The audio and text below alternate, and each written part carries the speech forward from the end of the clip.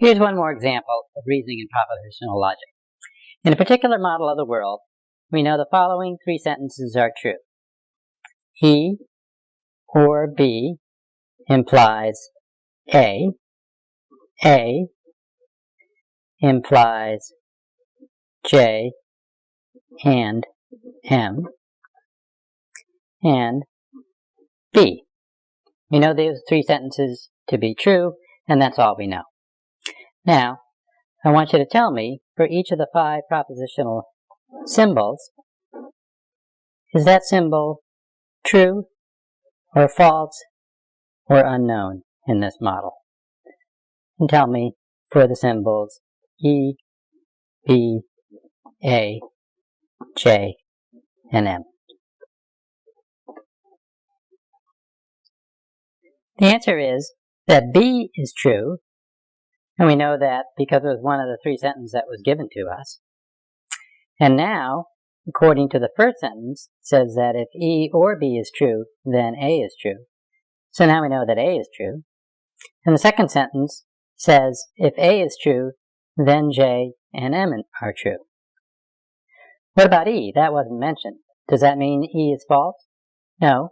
It means that it's unknown, that a model where E is true and the model where E is false would both satisfy these 3 sentences. So we mark E as unknown. Now for a little more terminology.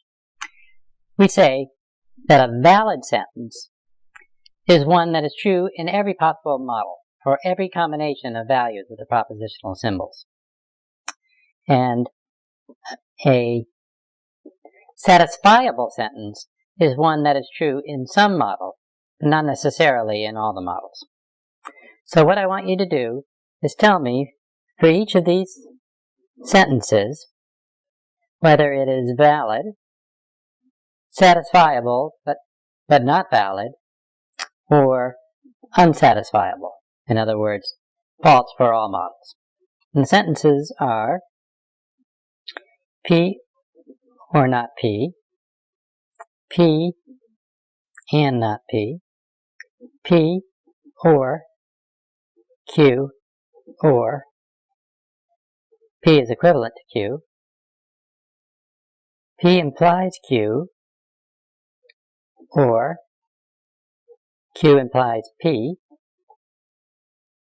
and finally, food implies party, or drinks implies party, implies food and drinks implies party. The answers are P and not P is valid. That is, it's true when P is true because of this, and it's true when P is false because of this clause. P and not P is unsatisfiable. A symbol can't be both true and false at the same time. P or Q, or P is equivalent to Q, is valid. So we know that it's true when either P or Q is true, so that's 3 out of the 4 cases. In the 4th case, both P and Q are false, and that means P is equivalent to Q. And therefore, in all 4 cases, it's true. P implies Q or Q implies P, that's also valid. Now, in ordinary English, that wouldn't be valid. If the 2 clauses or the 2 symbols P and Q were irrelevant to each other, we wouldn't say that either one of those is true. But in logic, one or the other must be true, according to the definitions of the truth tables. And finally, this one's more complicated. If food then party, or if drinks then party, implies if food and drinks then party.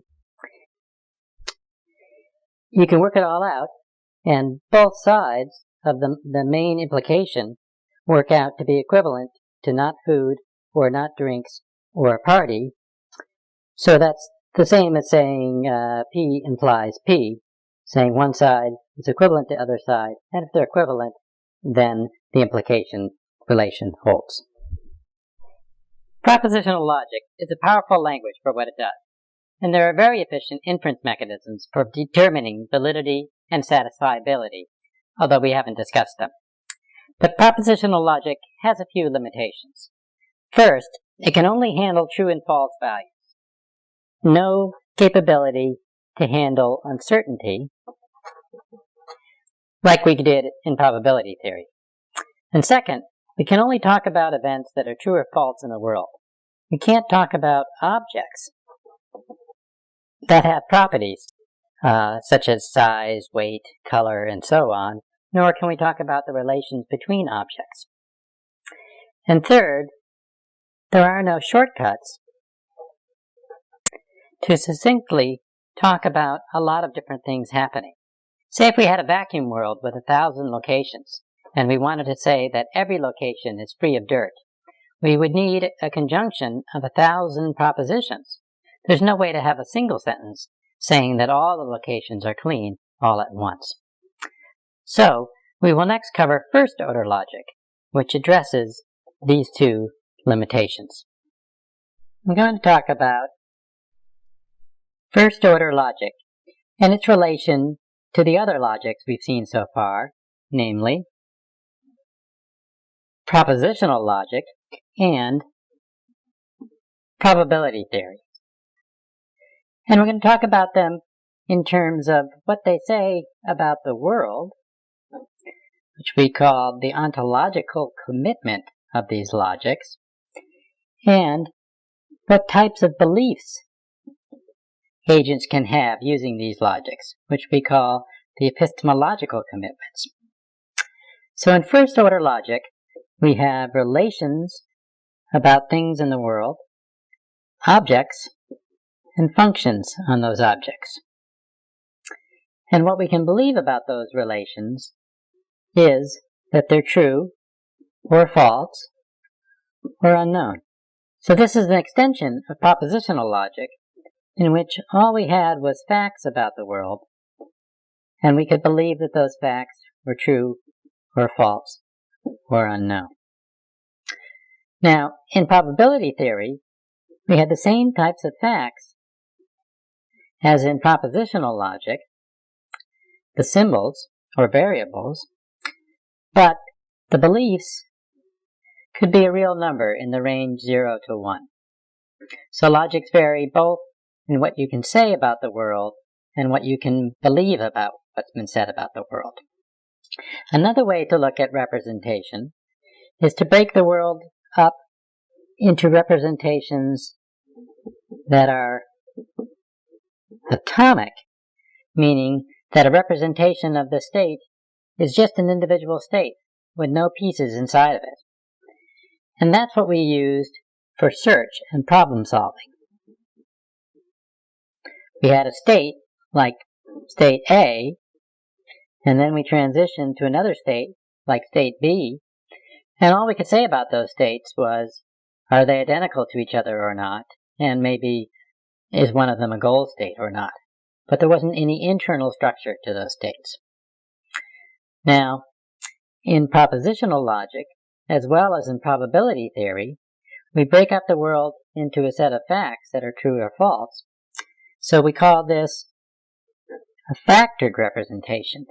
That is, a representation of an individual state of the world is factored into several variables. The B and E and A and M and J, for example.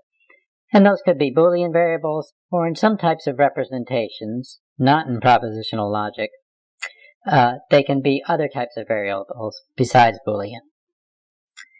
Then the third type, the most complex type of representation, we call structured. And in a structured representation, an individual state is not just a set of values for variables, but it can include relationships between objects, a branching structure, and complex representations and relations between one object and another. And that's what we see in traditional programming languages. It's what we see in a database. They're called structured databases. And we have structured query languages over those databases. And that's a more powerful representation.